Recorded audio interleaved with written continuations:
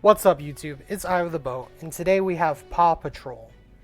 And Paw Patrol is featuring no other than Ami, the new hero to TEPPEN, and I was able to climb to top 82 with it at 1859 points.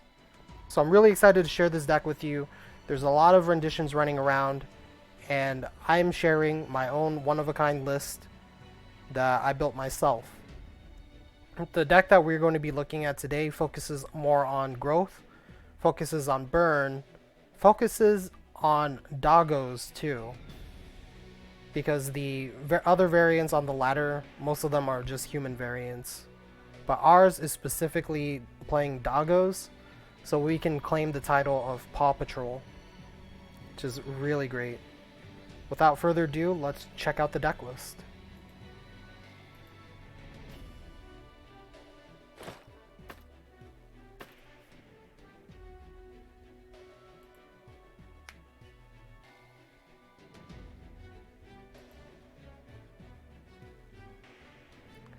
Alright, so this is Ami, and we are playing Great Divine Intervention. Great Divine Intervention, all friendly units gain plus 2 HP, deal 3 damage to all enemy units. Any unit destroyed by this damage is removed from the game. This will not trigger death abilities. So this hero art can heal our board, which saves our growth units. That's really important. And then also, it deals 3 damage to all enemy units. This can create a lot of polarizing effects in the game, making it so that your opponent has their board wiped.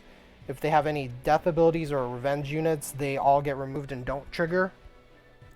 So there's a lot of favorable situations when using this hero art. And even climbing to top 82, I can, definitely say that and guarantee it for you. But let's take a look at the new cards. The doggos. We have the legendary card Sun Goddess Amaterasu. We have Ume. And we have Hayabusa. Those are our 3 doggos in the deck. And what I love about this setup is that the doggos are strong enough to battle against the ceiling level tier cards.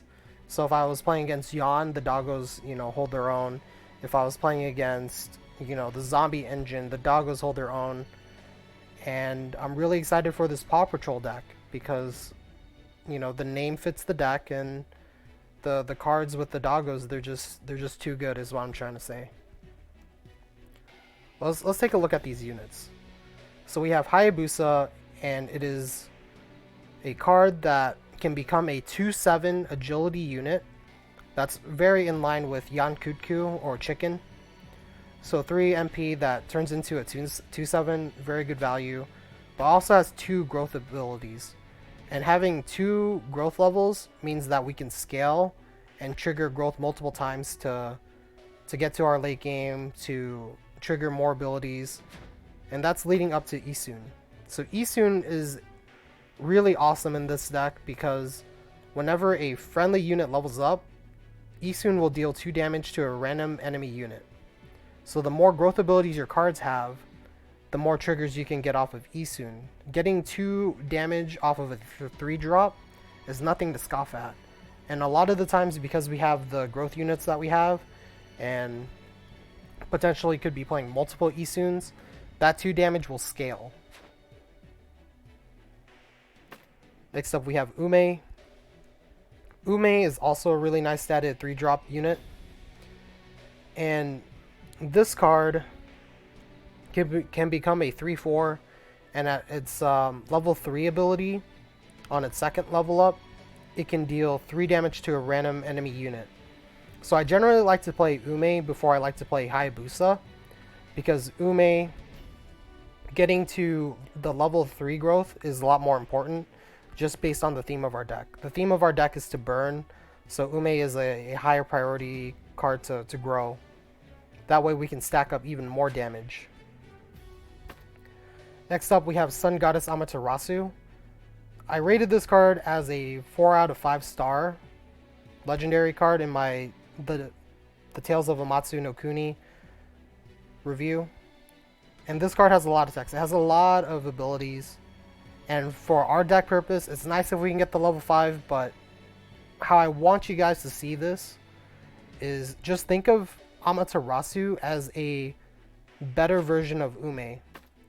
Because if you look at both of them, you know, for their first two abilities, the first two abilities is they gain stats. And then at the last level up for Ume, it deals damage. And at the same time you would get the level up with Amaterasu, it deals damage as well. The difference is that Amaterasu can keep scaling longer and then gaining more abilities. But generally, the first two abilities are very similar when it comes to Ume and Amaterasu. So that's how I would like you to see it. Don't think of it as a legendary card that's like very powerful that you need it. Just think of it as another copy of Ume in your deck. And you'll be just fine. I do want to talk about Sun Goddess. This is a new legendary card that we're playing in the deck. And the best way I can explain this card is that it's a great way to mitigate damage and push damage of our own. Every time we do a stack of damage, it'll put an additional damage. It is very important to note that this ability does not affect life totals. So if you are dealing damage to your opponent's life or vice versa, that damage is not scaled. This is only regarding towards units, and it can really save your butt. Saving your growth units is very clutch when you're playing this card. So let's talk about the rest of the deck. We have Grizzled Veteran. This is a older card, and this card has not been good for a while just because of how hard it was to get good value from growth units, but also having good growth units. Because if you can't play the growth units and you're not getting enough value from the growth abilities, then why play Grizzled Veteran at all? Or why even play those cards if they can't trade with cards like Nero, Lair, or the Zombie package? That's why the Doggo package is so good with Hayabusa, Ume, and Amaterasu. It's because they can trade with those cards. So now Grizzled Veteran is, you know, significantly better. This is kind of like a 2 MP Firelord's Judgment, because it is a card where you can scale. And within our first play of 10 MP, we generally get about, I think, 3 or 4 growth triggers. And as the game goes on, we'll get more growth triggers. It can go up to like 20, and we'll deal 20 damage onto the board with 2 MP.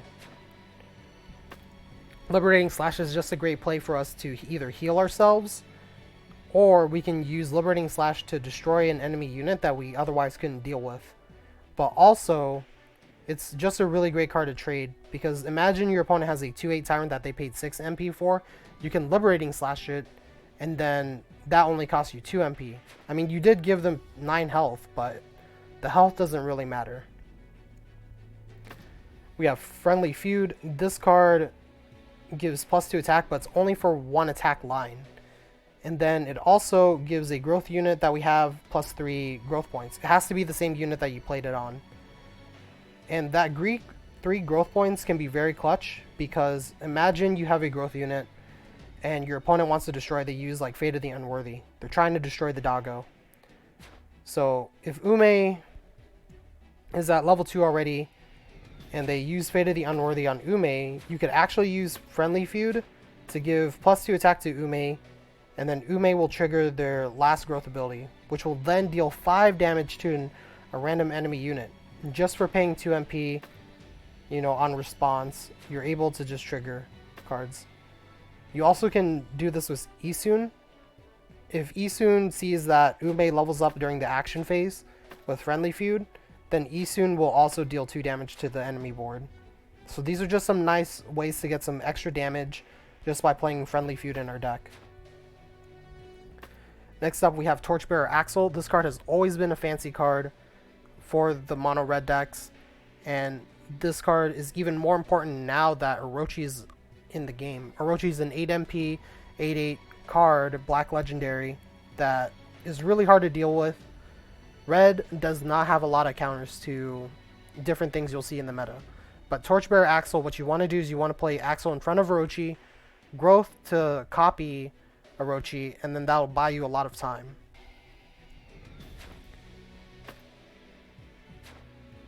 Next up we have Trump Card. Like I said earlier, red does not have a lot of ways to deal with a lot of different things in TEPPEN. Red's very one-dimensional, you know, deal damage. And because we don't have a lot of counters, how do we win? How do we win with red if we don't have a lot of counters? The best way to do it is to become your own threat, to push your own win conditions. And that's what Trump Card does. Trump Card removes your entire deck from the game, but you gain 7 MP. This will allow you to put that 7 MP resource to push any win condition that you might have to try and win the game. So if your opponent plays like a Char on the board, for example, or a Rochi, and you just have to go ham, play Trump Card and then just push all of your resources to try and kill the opponent. You know, forget whatever they have on the board, just try and kill them. Or even, you know, focus all of your resources to kill whatever's on the board. Because if that's all they have, then obviously killing their biggest investment will be very helpful towards you. Or just killing the opponent. You know, either way works. Chill Penguin. This is the secret art variant. So if you see this card and you say you don't have it, there is a basic card version that you can get and it does the same thing. This is just cosmetically different. Now this card is really good in the mono red mirror because it has 2 shields that you can stack on top of it. It has really nice stats, and then the last level up growth ability is dealing 6 damage to a random enemy unit. So there's a lot of theme coming from Chill Penguin. Getting the shields is very nice, and you can trade very well for a 4 MP investment. Next up we have Rashid.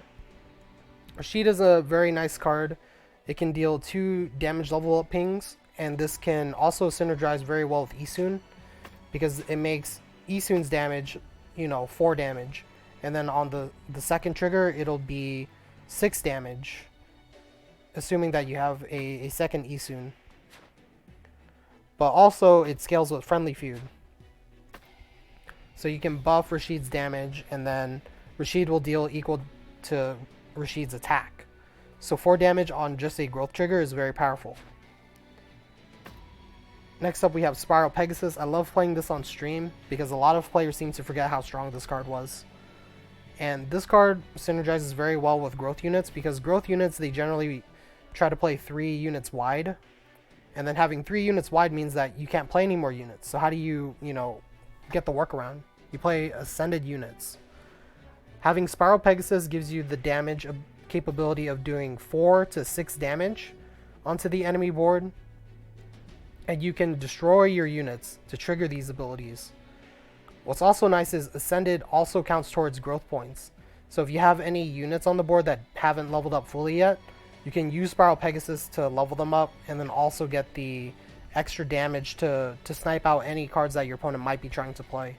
So this card in its own self is very clutch. Next up we have Crimson Battle King Ken. This is one of the best red legendaries in the game, but it's very costly. And I get a lot of players that ask me, you know, do I need the legendaries in this deck? And the answer is no. You know, the legendaries in this deck, they definitely bring it to the ceilings. If you're trying to go for, you know, what is the best way to play this deck, then you'll want to play the legendaries to bring it up, but they're not 100% necessary because a lot of the core cards are actually free cards that you get. Like Hayabusa is a basic card, so you should have Hayabusa in your deck collection already. And if you don't, you just have to level up, you know, Amaterasu to gain more free cards. Because these are specific basic cards to Amaterasu. You also have Isun, which is also a free card.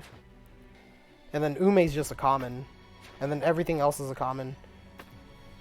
Chill Penguin is an epic, but if you're looking for a replacement for Chill Penguin, then you can use Thunder Slimer. It's somewhat the same thing.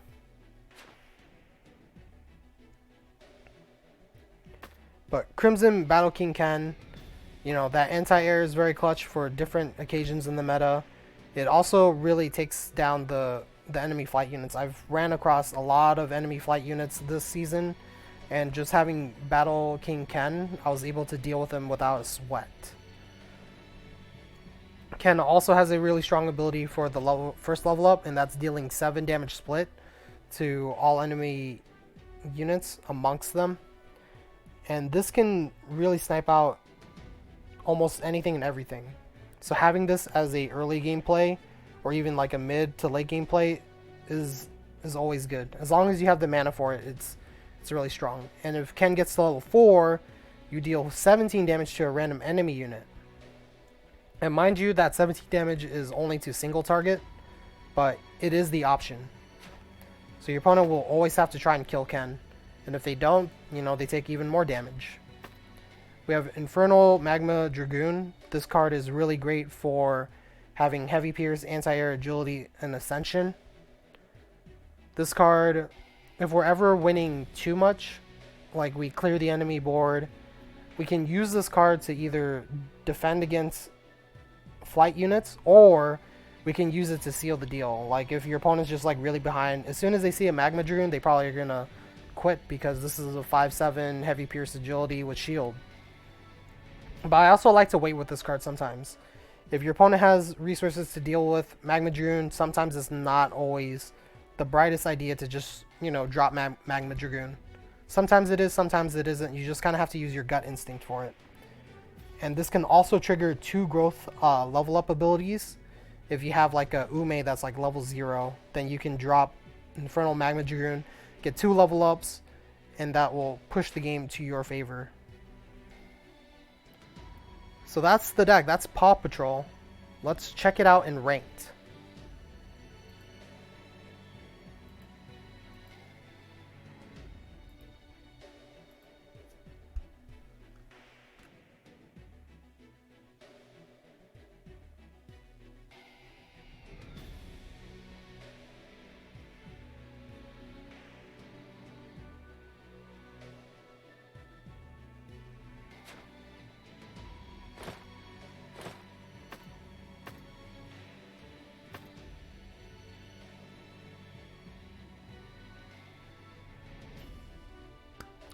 Before I forget, here's the QR code. I always forget about this.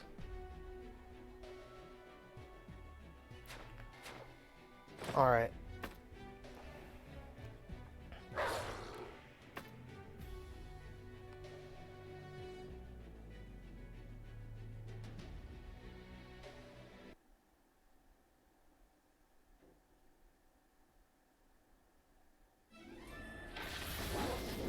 Looks like we got the mirror match. So this hand is pretty awful because the mirror match is dependent on who plays the first card. This hand is also not very good either. But we'll just play a waiting game here. We'll make the best of our situation.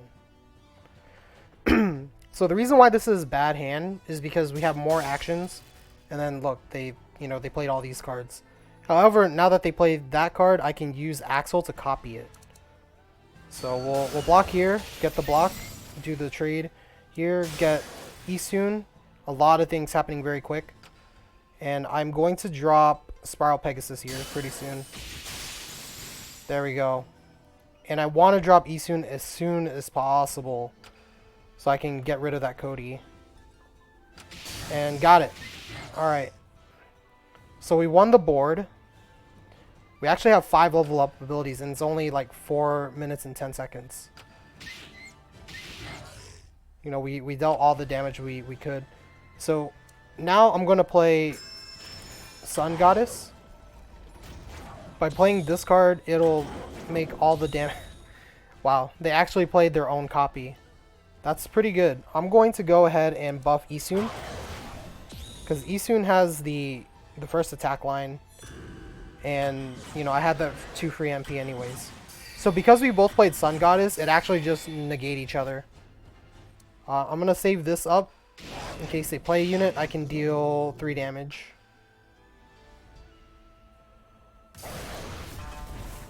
Okay, this is important. I need to get rid of this card. What's nice is we didn't lose a single unit. That Ken's gonna live by 1. That's very unfortunate. But I'm okay with this. I'm okay with this.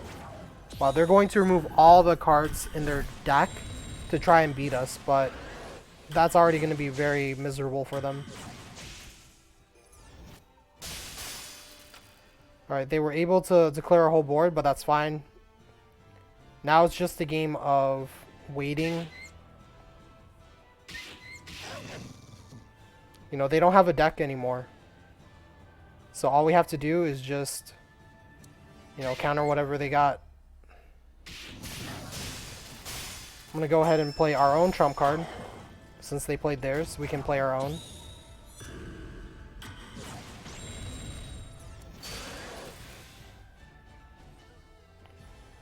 Let's go ahead and pump up here.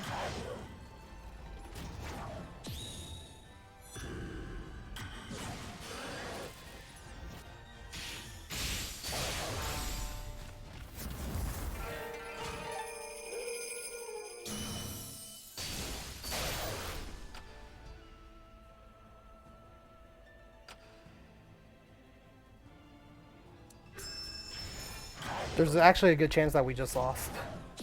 Actually, we just lost.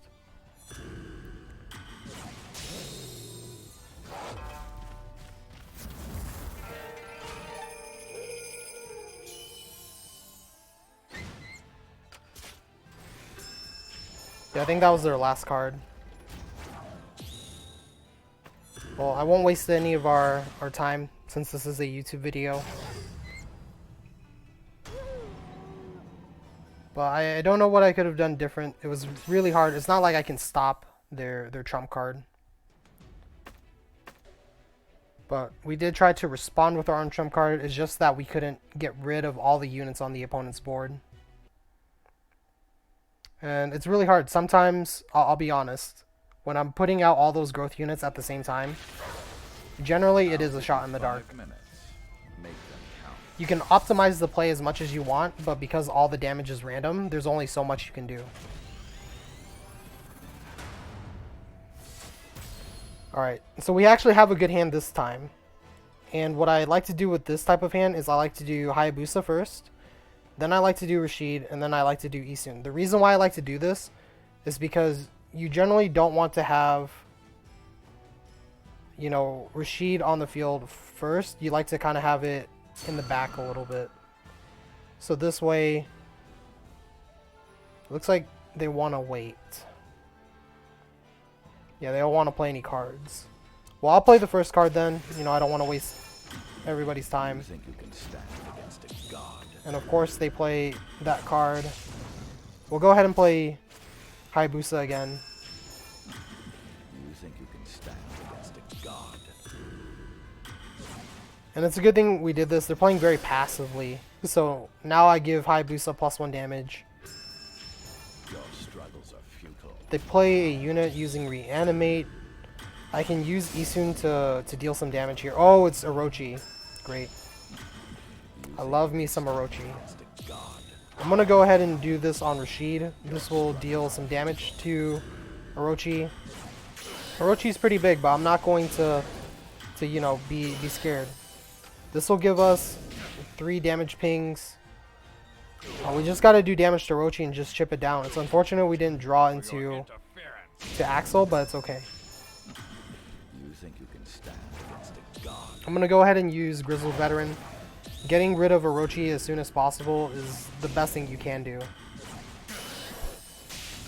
Now I can't really play Isun because these are already max growth, but what I can do is I can play... Let's play Rashid here, and then let's do this. This protects our board. This makes him do 1 less damage. And we might win here. Oh, nice. But we can play Isun now and deal more damage to Orochi. And what's nice is Rashid does combo damage, so it did 2 damage to Orochi. Orochi's looking very small. Actually, we don't have to worry about Orochi anymore. Let's go ahead and kill our Isun.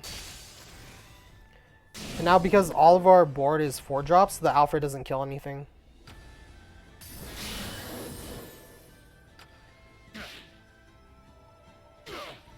And there you have it.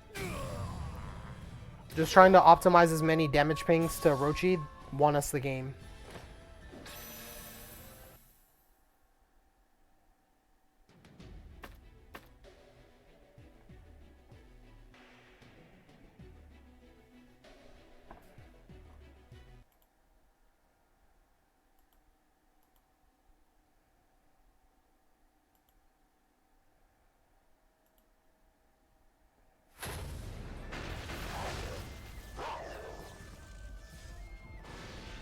Okay, so they're playing Amaterasu's third hero art.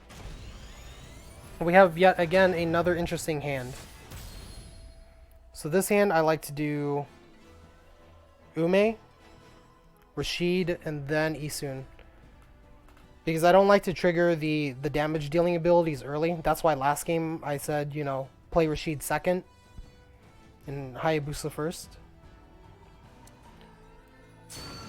Let's see if they play any cards. They don't. Generally against the mono red matchup, actually even this style of the burn deck, you want your opponent to play the first card. It puts you in such a much better situation. Let's go ahead and buff our Rashid. Okay, they're going to do it for us. And if all things go well, this will deal potentially 6 damage to top. Because of Isun. Oh, it did 4 and 2. But we are getting rid of Takeda. Nice. They do have a Furikenzan in their hand, but no worries. Let's play a Rashid. They're at such low health. Debating how I want to play this out. I'm thinking about trump carding here. I don't have to, but you know, we'll just do it anyways. Because we're so far ahead, they're very at low health. You know, I feel like we can make it work with this hand.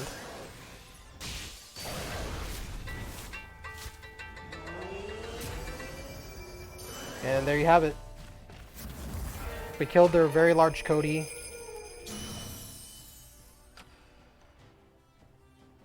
And we have Ken that's like level 1. If they kill anything, we kill their card. This is really hard to come back from.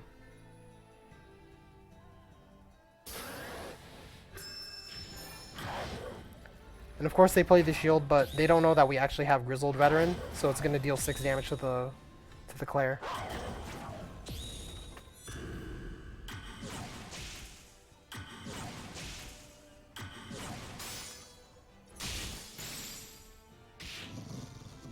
And that's that.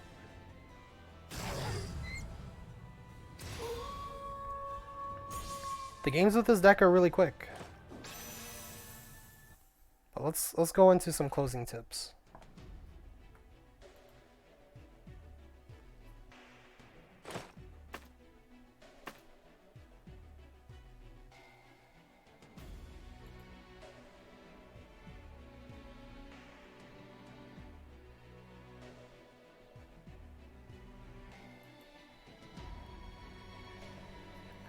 Some closing tips for this deck. I do want to emphasize, you know, we talked about it earlier during the gameplay, but generally I like to play Rashid, you know, as the second card, and then Ume should always be the first. But by doing that, it'll make sure that, you know, you're getting more damage pings in ideal situations. However, there are cases where playing Rashid first does make sense, and that's if your opponent already has a unit on the board. If your opponent already has a unit on the board, then playing Rashid first makes sense, so that way you can max growth Rashid. Rashid will deal 4 damage, and then Isun will, you know, deal an additional 2 damage. But generally, if, for example, your opponent doesn't play any cards, and you hit 10 MP, and you're just kind of bored, you just want to play all your cards out, then what I like to do is I like to play like Ume or Hayabusa first, and then play Rashid. So this way we don't waste that precious damage ping that we have on Rashid, and we can use it for something that's, you know, something that we want.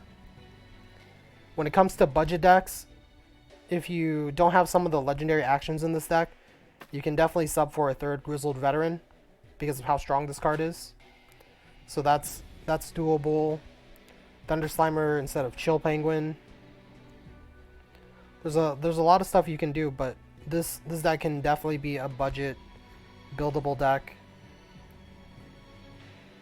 And yeah, Trump card is one heck of a card. We lost our first game to that, even though we played our own. And it'll take time. Even myself, you know, I made top 59 last season, global, at my final ranking, and I still don't know how to use Trump card to its full effect. But I still go with my gut. You know, that's really all you can do. And yeah, that's Paw Patrol. For my review of this deck, I think this is one of the most powerful decks I've seen in a while. I think this will definitely stay at a tier 1 for the rest of the meta. And I really like what we have here. You know, this is my own rendition of the deck where we're focusing on more units than we are actions. And because we're having more units in our deck, that means that our early game plays are really strong, and that any action meta decks that we run against, they have a bad matchup against us because we don't play actions that much.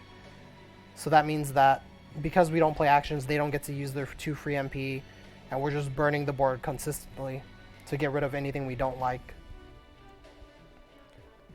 And yeah, if you haven't already, please like and subscribe to the channel. Please let me know what you think about this deck. I think it's a tier 1, but I'm open to hearing, you know, what you really think about this Paw Patrol deck. And have a good one. Thank you for watching.